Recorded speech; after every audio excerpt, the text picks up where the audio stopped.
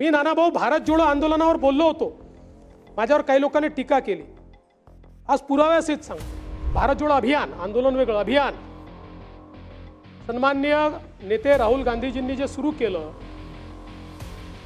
मी त्या ठिकाणी सांगितलं होतं की या अभियानात कोण आहे जरा बघा. या देशामध्ये आपण नक्षलवादाच्या विरुद्ध लढाई पुकारली. नक्षलवादी काय करतात?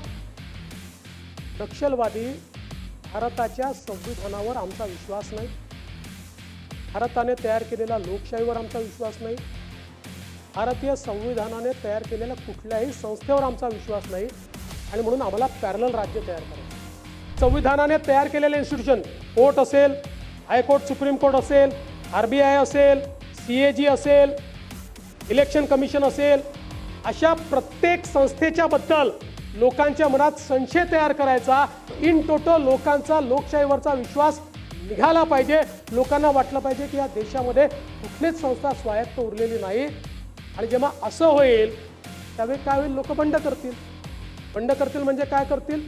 म्हणजे भारतरत्न डॉक्टर बाबासाहेब आंबेडकरांनी दिलेलं संविधान तोडून अराजकाचं राज्य या ठिकाणी आणतील. हाच तर प्रयत्न आहे.